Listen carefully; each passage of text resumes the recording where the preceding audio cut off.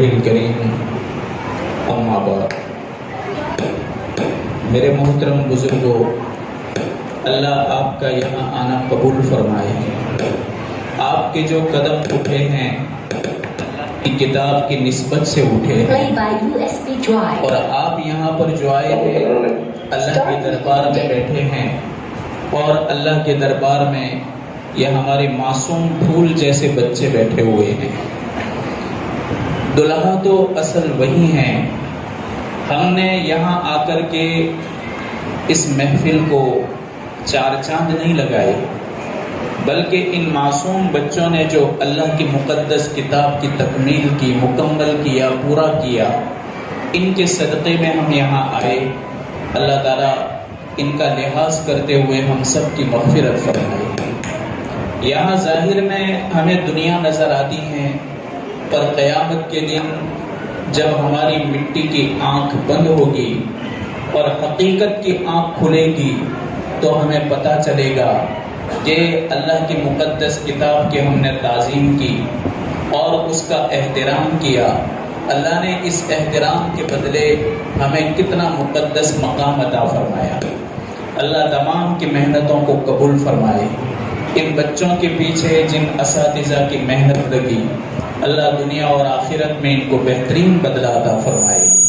اور ان بچوں کے ماں باپ نے ان کو اللہ کی کتاب کے لیے فارغ کیا اور ان کو علم دین کے لیے لگایا۔ اللہ ان کے صدقے میں بھی ان کے ماں باپ کو دنیا اور آخرت میں بہتر بدلہ عطا فرمائے اور ان سب کی مغفرت کرے۔ اللہ کے نبی نے فرمایا، ایک حدیث ہے، لیس منا من لم یتغن بالقرآن، ہمارے مکمل طریقہ پر وہ آدمی نہیں ہے جو قرآن کو بہترین آواز سے نہ پڑھے۔ لیس منا من لم یتغن بالقرآن، قرآن کو بہتر انداز سے نہ پڑھے وہ ہمارے کامل طریقہ پر نہیں۔ اللہ کے حبیب نے فرمایا۔ اس روایت کا ایک دوسرا بھی مطلب ہے، ہمارے نبی نے جو فرمایا لیس منا من لم یتغن بالقرآن، اس سے استغنا کا کیا مطلب؟ اپنے آپ کو مالدار سمجھنا، اپنے آپ کو مالدار سمجھنا۔ آپ نے کیا فرمایا کہ جس کو اللہ تعالیٰ نے قرآن جیسی مقدس دولت عطا فرمائی اور اس نے اپنے دل کے اندر اللہ کے حبیب کی لائی ہوئی پیاری کتاب کو لے لیا اور وہ اپنے آپ کو دوسروں کے مقابلے میں، یعنی دنیا والوں کے مقابلے میں حقیر سمجھے، اپنے آپ کو پست اور غریب سمجھے، اپنے آپ کو مالدار نہ سمجھے، تو وہ ہمارے طریقہ پر نہیں ہے۔ جس کو اللہ تعالیٰ مقدس علم سے نواز دے اور مقدس کتاب کی عظیم دولت عطا فرمائے، وہ اپنے آپ کو کیسے غریب سمجھ سکتا ہے؟ اس سے مالدار کوئی نہیں۔ ہمارے بزرگوں میں ایک بزرگ ہیں، حضرت مولانا حکیم محمد اشرف صاحب جنجانوی رحمۃ اللہ علیہ، جو مظفر نگر ہیں، اسی علاقے میں آپ رہتے تھے۔ آپ کے علم اور فضل کو علماء نے مانا ہے، آپ کے زہد اور تقوی کو علماء نے مانا ہے۔ بڑی عظیم شخصیت گزری ہے، یہاں تک کہ شاہ جہاں کے دربار میں آپ کے تذکرے ہوتے تھے۔ شاہ جہاں کے بڑے بڑے وزراء اور اس کے دربار کے اندر آنے والے بڑے بڑے علماء اس غریب عالم دین کی بڑی توقیر اور تعظیم کرتے تھے۔ شاہ جہاں نے ایک مرتبہ ان کے لیے ایک پالکی بھیجی، جس پالکی کے اندر بڑے بڑے بادشاہ بیٹھا کرتے تھے، اور بادشاہوں کو اٹھا کر کے وہ پالکیاں محلوں کے اندر آتی تھی۔ رات کے وقت ان پالکیوں کے اوپر چھوٹے چھوٹے چراغ لگائے جاتے اور بہترین پردے لٹکائے جاتے۔ اس کے بعد بادشاہ سلامت اس میں سوار ہوتے اور اپنے محل سے وہ دربار کے اندر آتے تھے۔ حضرت کی تعظیم کے لیے اس نے ایک پالکی بھیجی شاہ جہاں نے، جس نے بہترین تاج محل کی تعمیر کروائی شاہ جہاں نے۔ اب آپ تو جنجانہ میں تھے، حضرت کے پاس جنجانہ کے بزرگان دین بھی آئے اور شاہ جہاں کی پالکی بھی پہنچی۔ حضرت تعجب کرنے لگے کہ میں پیدل چلنے والا آدمی، اور بادشاہ سلامت نے میری اتنی تعظیم کر لی، حضرت نے فرمایا کہ میں خود چلا جاؤں گا، یہ پالکی کے اندر بیٹھنا ہمارا کام نہیں، یہ راجاؤں اور مہاراجاؤں کا کام ہے، ہم تو عاجزانہ انداز میں چلتے ہیں جو میرا نبی چلا کرتا تھا۔ آپ نے فجر کی نماز پڑھی، فجر کی نماز مظفر نگر کے اندر پڑھی، اور پیدل یہ آدمی اپنے کاندھے کے اوپر رومال لٹکا کر کے جا رہا ہے دہلی کی طرف، شاہجہاں کے دربار میں۔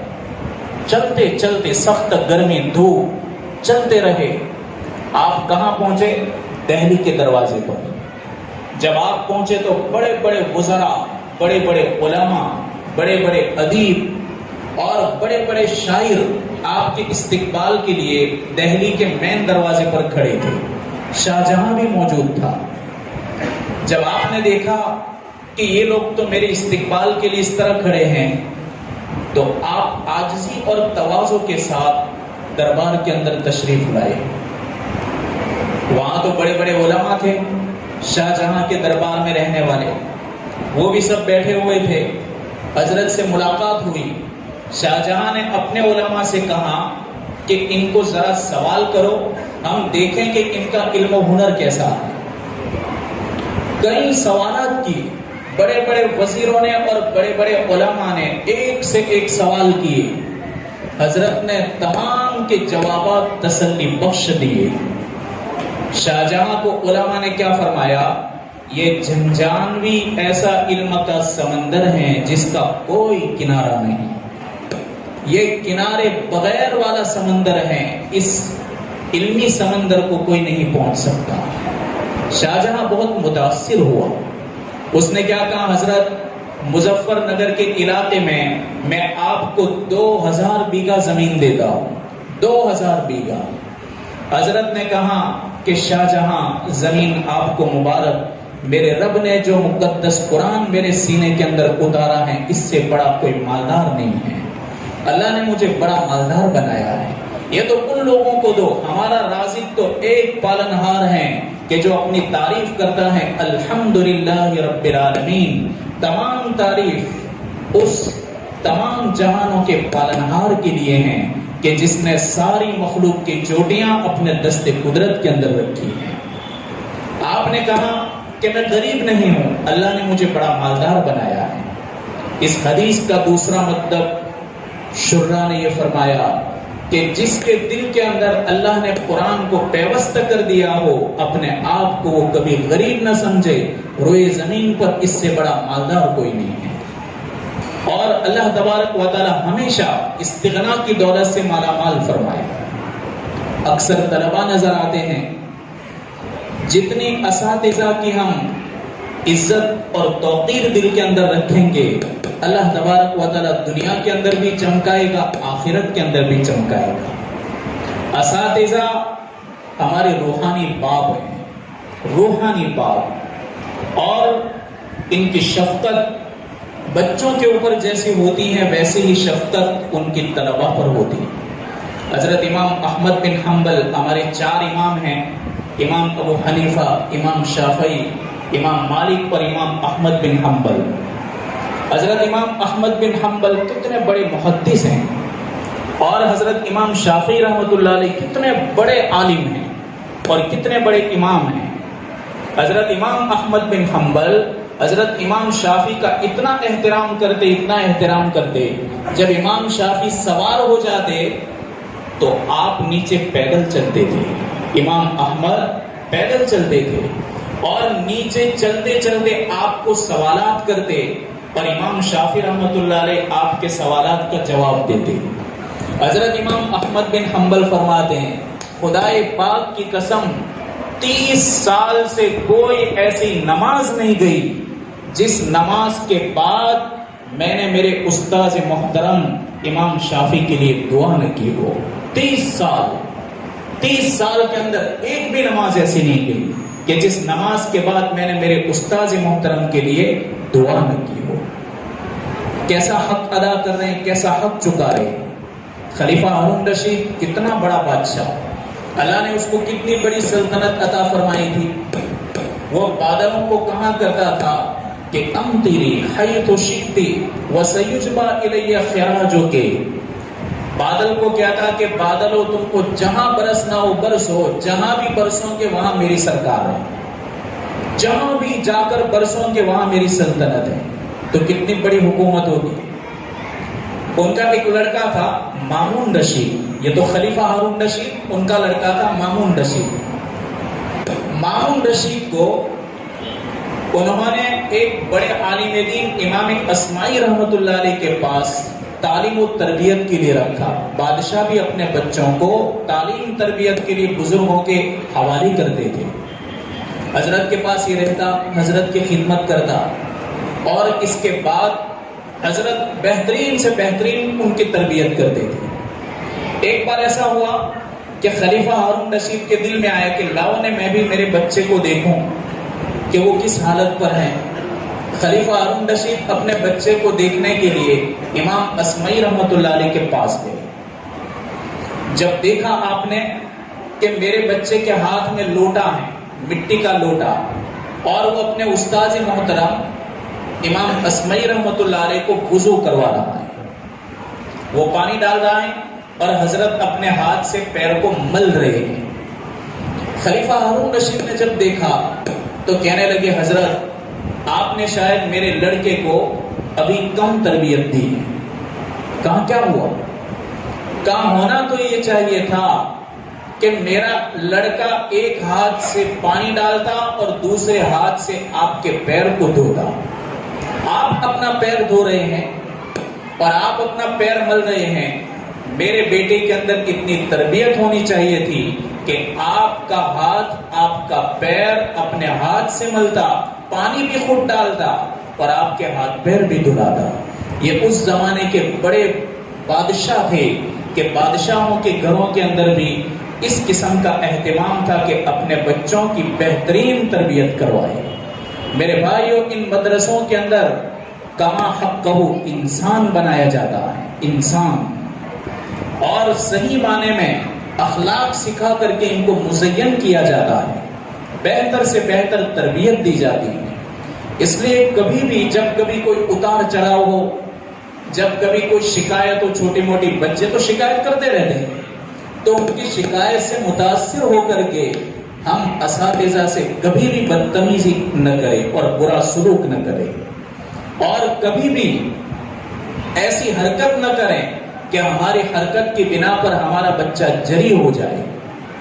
ہم یہی سمجھیں کہ اگر استاذ نے اس کو مارا ہے، ڈانٹا ہے، تو اسی کی تربیت کے لیے، ورنہ اگر اساتذہ کا احترام دلوں سے نکل گیا تو یاد رکھو علم کا جنازہ نکل جائے گا، اور یہ بچے آگے چل کر کے استاد کی شفقت کو کھو دیں گے اور استاذ کی پیاری نظر کو کھو دیں گے اور یہ محروم ہو جائیں گے. اس لیے کبھی بھی بعض مرتبہ عورتیں لڑکا روتا ہے، رونے کی حالت میں دیکھتی ہیں تو جذبے میں آ جاتی، آپے سے باہر ہو جاتی ہے، اور وہ بیچارہ مدرس تو سنتا رہتا ہے. مدرس نے تو طے کیا ہے کہ جو بھی کڑوی کسیلی کوئی کہے تو ہم تو سن لیں گے، اس لیے کہ وہ وہی اخلاق سکھانے والے ہیں جو اللہ کے حبیب نے سکھائے ہیں. کبھی گالی بھی دیتے ہیں، بعض ایسے ہوتے ہیں کہ جن کی زبان سے گالی تک نکل جاتے ہیں، گالی تک نکلتی ہے، لیکن وہ گالی کا جواب ہمیشہ خاموشی سے دیتے ہیں. اس کا مطلب یہ نہیں سمجھنا چاہیے کہ یہ دبتے ہیں اور ڈرتے ہیں، ہمیں یہ سمجھنا چاہیے کہ ہم ان کی بد دعائیں دے رہے ہیں. اس لیے کبھی کوئی حرکت مدرسے میں نہ ہو، خاص کر ہمارے بچوں کے سامنے، کہ ان کے دل کے اندر یہ بات آئے کہ ہمارے باپ نے مدرس کو ڈانٹا، استاد کو ڈانٹا. ان کے دلوں کے اندر یہ نہیں آنا چاہیے. اللہ تبارک و تعالیٰ ان کی دعاؤں سے کتب پر ابدال بنا دیتے ہیں، ان کی دعاؤں سے وقت کے اولیاء بنا دیتے ہیں. شاہ عبد القدوس رحمۃ اللہ علیہ، جن کو دنیا کے بڑے بڑے علماء اور بڑے بڑے اولیاء نے دنیا کا عظیم قطب مانا اور ابدالوں میں شمار ہوا ان کا، وہ استاذ کی صرف ایک دعا سے قطب عالم بن گئے. ان کی بڑی تعظیم کرتے تھے ان کے استاذ محترم ایک بار ان کے گھر میں بلی آئی، استاد کے گھر میں روٹیاں رکھی ہوئی تھی، وہ روٹیاں کھا کر کے بلی چلی گئی۔ اب ہوا کیا، حضرت نے اپنے خادم کو بلایا، یہی شاہ عبد القدوس گنگوہی رحمۃ اللہ علیہ، ان کو کہا بیٹا عبد القدوس بلی روٹیاں کھا گئی، تو دیکھ کہاں سے وہ آئی۔ انہوں نے بہت تلاش کیا کہ بلی کا راستہ کون سا ہے اندر آنے کا، وہ ڈھونڈتے رہے تو ایک ان کو دروازے کے پاس ایک پھٹن تھی، وہ نظر آئی۔ انہوں نے کہا ہاں اسی پھٹن سے بلی اندر آتی۔ انہوں نے وہاں پر کچھ رکھ دیا، لیکن دوسرے دن پھر سے نہ جانے بلی کہاں سے اندر آئی، دوسرے دن بھی بلی روٹیاں کھا گئی۔ آپ نے پھر سے اپنے خادم کو بلایا، عبد القدوس گنگوہی رحمۃ اللہ علیہ، وہ آئے، کہا کہ حضرت کیا ہوا؟ کہا یار تو نے یہ پھٹن بند کی لیکن بلی پھر سے کھا گئی۔ کہا حضرت میں تلاش کر رہا ہوں کہ یہ آتی کہاں سے۔ وہ بیچارہ باہر سے تحقیق کرتا رہا، ان کو ایک چھوٹی سی نالی نظر آئی، نیک جس کو ہم بولتے ہیں۔ پرانے زمانے میں کیا تھا کہ خاص کوئی باتھ روم کا اہتمام نہیں تھا۔ آپ کو معلوم ہے ہمارے بڑے بوڑھے بیٹھے ہیں، وہ کیا کرتے، ایک دیوار چھوٹی سی بنا دیتے اور اس طرح کوٹ بنا کر کے اسی میں غسل کیا کرتے تھے، جس کو پونیرا بولتے ہیں۔ آج بھی شاید گھروں کے اندر ہوگا اور ہیں دیہاتوں کے اندر، پونیرا بولتے تھے۔ اندر سے ایک نالی آ رہی تھی باہر، اس نالی سے وہ بلی اندر آ رہی تھی۔ اب یہ رات کے وقت انہوں نے ٹٹولا تو کہا کہ ہاں راستہ یہی ہے، یہی سے بلی اندر جا رہی۔ لیکن انہوں نے پتھر تلاش کیا تو پتھر نہیں ملا، کوئی چیز ایسی نہیں ملی کہ وہ گیپ بند کر دی، کوئی چیز نظر نہیں آئی۔ تو حضرت نے جو ابھی طالب علم ہے، آپ کے جو یہ بچے ہیں، انہی بچوں جیسے وہ بچہ تھا عبد القدوس گنگوہی، انہوں نے سوچا کہ اس کو بند تو کرنا پڑے گا، اس لیے کہ میرے استاذ محترم کا حکم ہے۔ وہ رات کو آئے، کوئی چیز نہیں ملی تو وہیں پر وہ سو گئے اور اپنے سر کو نالی پر رکھ دیا اور اپنے سر کے ذریعے نالی کے منہ کو بند کر دیا۔ اب اتفاق سے ہوا کہ رات کو سخت بارش ہوئی، اسی رات بارش ہوئی۔ اب حضرت کا جو چھت تھا وہ کچا تھا، اب وہ چھت ٹپکی تو پانی اندر جمع ہوا۔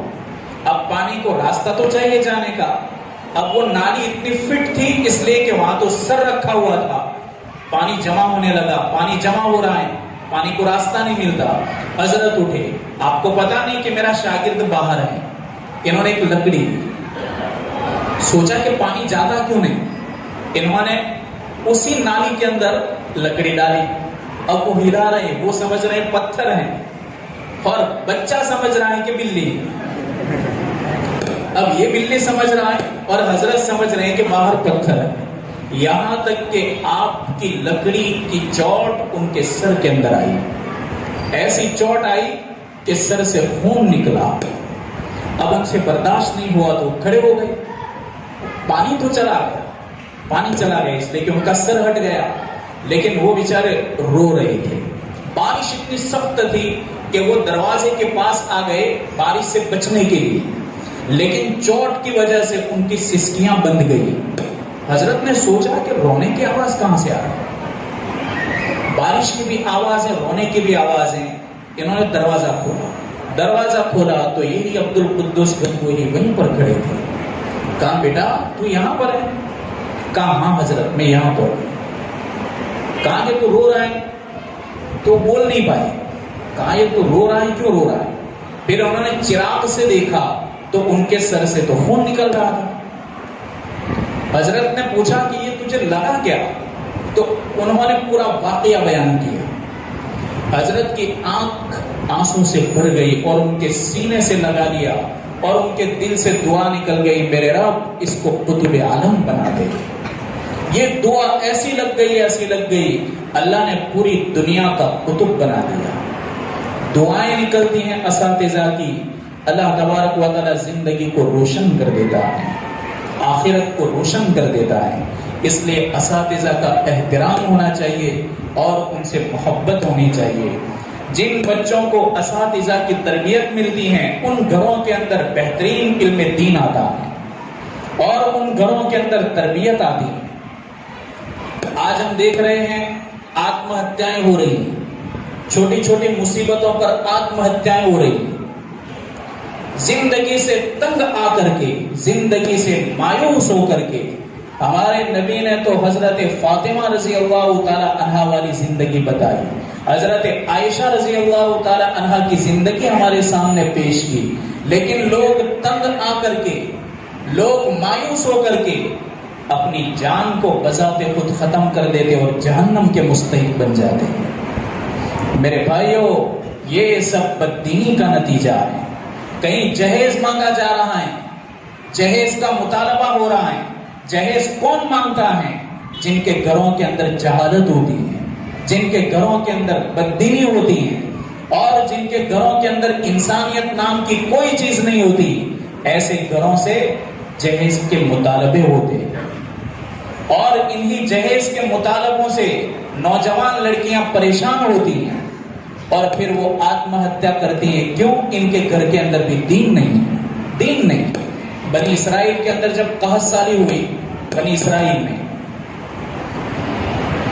تو اتنی قحط سالی پھیل گئی کہ لوگ مردار جانوروں کو کھانے پر مجبور ہوئے، لوگ لکڑیوں کو چبانے پر مجبور ہوئے، پتوں کو چبانے پر مجبور ہوئے اور یہاں تک کہ خون چاٹنے پر مجبور ہو گئے، اتنے پریشان ہو گئے۔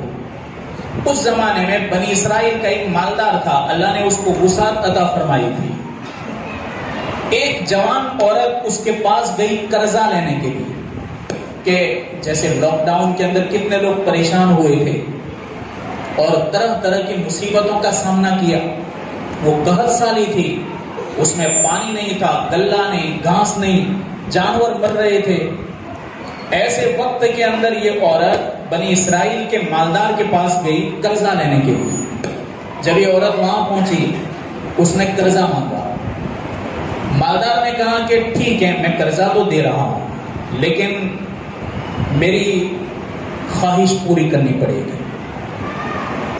اس لڑکی نے کہا کہ مجھے اللہ رب العزت کا ڈر ہے، آپ نے جو مجھے کہا بالکل غلط کہا، اللہ تم کو گناہوں سے محفوظ رکھے۔ یوں کر کے وہ لڑکی چلی گئی، لیکن گھر جا کر اپنی ننھی بچیوں کو دیکھا، اپنی چھوٹی معصوم اولاد کو دیکھا کہ یہ بھوکی پیاسی تڑپ رہی ہے، کھانے کی کوئی چیز نہیں۔ جب ماں اپنے بچوں کو تڑپتے دیکھتی ہیں تو ماں کی بھی ایک ممتا ہوتی ہے، ماں بیچاری بے چین ہو گئی۔ دوبارہ اس کے پاس گئی اور کہا کہ میرے بھائی، میں تجھے بھائی مانتی ہوں، اللہ کا واسطہ دے کر کہتی ہوں کہ اللہ نے تجھ کو وسعت عطا فرمائی ہے، میرے بچوں کے اوپر کچھ خرچ کر دے، اللہ دنیا اور آخرت کے اندر تجھے قبول کرے گا۔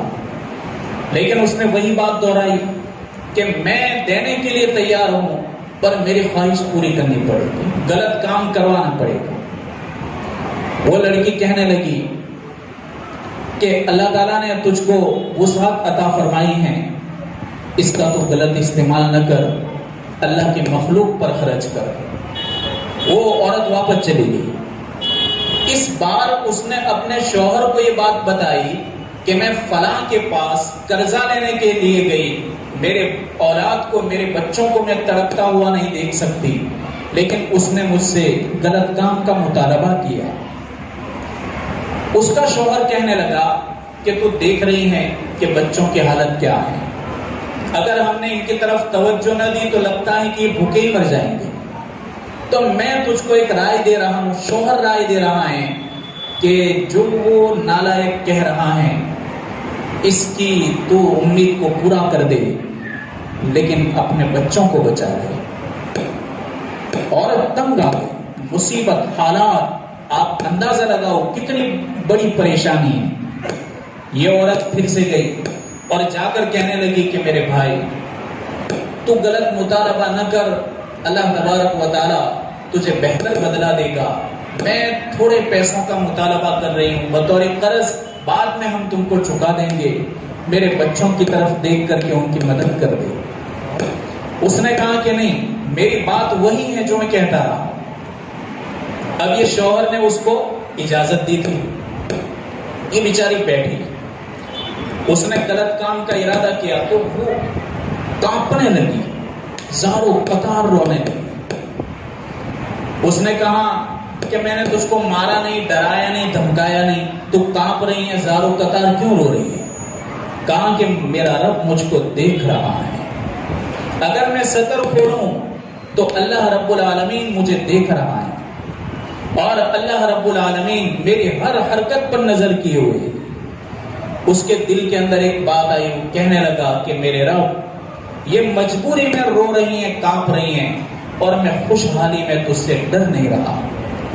خوشحالی میں اس کی آبرو لینا چاہتا ہوں, اور یہ بیچاری اتنی مجبوری کے اندر بھی تجھ سے ڈر رہی ہے.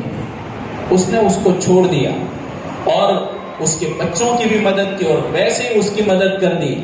اللہ تبارک و تعالیٰ نے اس مالدار کو اس عمل کے صدقے میں دنیا میں اتنا چمکایا کہ بنی اسرائیل کا یہ بہت بڑا ولی بن گیا, بہت بڑا ولی بنا. لیکن بچی کی یہ تربیت کہاں سے ہوئی, یہ دینداری کہاں سے آئی؟ اسی دینداری کے نتیجے میں ایسی مجبوریوں کے اندر بھی حالات کا سامنا کر رہی. حالات کا سامنا, یہ تو دنیا ہے, یہاں اتار چڑھاؤ ضرور آتے ہیں, اور یہاں مصیبتوں کا سامنا ضرور ہوتا ہے, لیکن حالات سے تنگ آ کر کے اور پریشانی اور مجبوری سے ڈر کر کے, اس کا مطلب یہ بھی نہیں کہ اللہ کی دی ہوئی جان کو ہم اپنی مرضی سے ختم کر دیں, تباہ کر دیں. یہ جسم اللہ کی بہت بڑی امانت ہے, ہم اس جسم کے اندر اپنی مرضی سے تغیر نہیں کر سکتے, اور اپنی مرضی کے مطابق اس بدن کو نہیں چلا سکتے. اللہ نے جو حکم دیا ہے اسی کے مطابق ہم چلا سکتے. اللہ کے حبیب کی پیاری بیٹی حضرت فاطمہ رضی اللہ تعالی عنہا ایک مرتبہ بھوک ہیں, فقر ہیں. حضرت علی نے فرمایا کہ فاطمہ ابا کے پاس جاؤ اور ابا سے شکایت کرو, مجھے امید ہے کہ ابا تمہاری مدد کریں گے.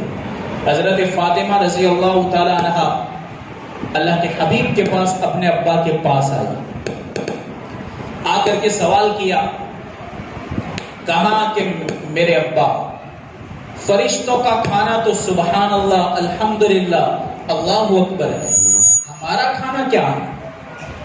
آپ بات کو سمجھ گئے. آپ نے اپنی بیٹی سے فرمایا کہ بیٹا,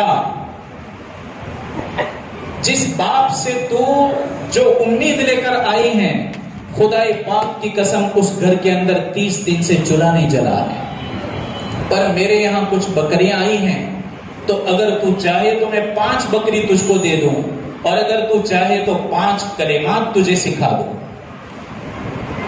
آپ نے فرمایا حضرت فاطمہ نے کہ میرے ابا آپ 5 کلمات کیا سکھاتے ہیں؟ آپ نے فرمایا کہ بیٹا تم پڑھ لیا کرو صبح شام, یا اول الاولین و یا آخر الآخرین, یا ذی القوۃ المتین, یا راحم المساکین, یا ارحم الراحمین. یہ 5 کلمات پڑھ لیا کرو, اللہ تعالیٰ تمہیں دنیا میں کبھی پریشان نہیں کرے گا. یہ تعلیم دی. جن بچیوں کو حضرت فاطمہ کی زندگی سکھائی جائے, جن بچیوں کو حضرت عائشہ رضی اللہ تعالی عنہا کی زندگی سکھائی جائے, وہ کبھی دنیا کے اندر دکھی نہیں ہوگی. آج ہماری یہاں دیکھو آپ, فضول خرچیاں دیکھو, کتنی فضول خرچیاں ہیں. عورتوں کے کپڑے دیکھو, عورتوں کے کپڑوں کے بھاؤ دیکھو, اور کتنے مہنگے کپڑے ہوتے ہیں. شوہر کا دیوالیہ نکل جائے گا, منگنی ہوئی وہیں سے رسمیں شروع ہو جاتی, منگنی ہوئی وہاں فضول خرچی, شادی ہوئی وہاں فضول خرچی, لڑکا ہوا وہاں پر بھی فضول خرچی, رخصتی ہوئی وہاں بھی فضول خرچی. یہاں تک کہ جب بچے پڑھ کر کے قرآن کو مکمل کرتے ہیں, اس موقع پر بھی رسم ہوتی ہے. ایسی فضول خرچیاں ہوتی ہیں میرے بھائیوں. پھر اپنے نفس کے چونچلوں کو پورا کرنے کے لیے بھیک مانگنے پر مجبور ہونا پڑتا ہے. اس لیے سب حالات ہوتے ہیں. اللہ تبارک و تعالیٰ نے ان مدرسوں کو ایک بہترین تربیت کی جگہ بنایا ہے. یہاں بچیاں بھی تربیت پاتی ہیں اور ہمارے بچے بھی تربیت پاتے ہیں. اس لیے اپنے لڑکوں کے اوپر خاص توجہ رکھنی چاہیے. بعض بیچارے باپ ایسے ہوتے ہیں ان کو پتہ ہی نہیں ہوتا ہمارا لڑکا کیا پڑھتا ہے، ہماری لڑکی کیا پڑھتی ہے، انہیں معلوم بھی نہیں ہوتا. بس استاد بیچارے اپنی شفقت سے ان کو چلاتے رہتے ہیں اور اپنی ذمہ داری کو پورا کرتے رہتے ہیں. اس طریقے سے بچے ان کے فکروں سے پڑھ کے کلام کو مکمل کر لیتے ہیں. اللہ تبارک و تعالیٰ تمام کی محنتوں کو قبول فرمائے. بڑی خوشی ہوئی کہ آپ اطمینان سے سن رہے ہیں. اللہ تبارک و تعالیٰ کی کتاب مقدس، اس کی عظمت سے آپ سن رہے ہیں. اللہ نے اپنی پیاری مقدس کتاب کو کتنے پیار سے پکارا. چھوٹے بچے ہوتے ہیں، جب ماں باپ کو پیار ہوتا ہے تو پیار کا نام دیتا ہے، پیارا نام. ہمارے نبی بھی حضرت عائشہ رضی اللہ تعالی عنہا کو کبھی کہتے حمیرہ. آپ کیا کہتے؟ حمیرہ کہتے تھے. اللہ تبارک و تعالیٰ نے اپنی مقدس کتاب کو پیارے ناموں میں کیا کہا؟ تبارک الذی نزل الفرقان، کبھی قرآن کو فرقان کہا. الحمدللہ الذی انزل الکتاب، کبھی قرآن کو کتاب کہا. یاسین والقرآن الحکیم، کبھی قرآن حکیم کہا. بل هو قرآن مجید، کبھی قرآن مجید کہا. پھر اللہ تبارک و تعالیٰ نے کہا وَإِنَّهُ لَكِتَابٌ عزیز، کتاب عزیز کہا. کتنے پیارے نام ہیں کہ جو اللہ نے اپنی مقدس کتاب کے نام رکھے ہیں. ہم خالی اس کو کوئی انتقال ہو جائے تو اس کو پڑھنے کا مشغلہ نہ بنائیں، بلکہ ہم قرآن کا حق ادا کریں. اور بڑے پیارے دن ہیں، رجب کا مہینہ پورا ہونے آیا، شعبان کا مہینہ شروع ہوگا، تو ان مقدس ایام کی ہم قدردانی کریں اور قرآن سے بہت محبت کریں. اللہ تعالیٰ اس کی محبت کے صدقے میں قیامت کے دن ہمارا حشر علماء کے ساتھ فرمائے گا، اور اللہ تعالیٰ عاشقین قرآن کے ساتھ ہمارا حشر فرمائے گا. قرآن سے عشق کرنے والوں کے ساتھ ہم کو قیامت کے دن اٹھائے گا.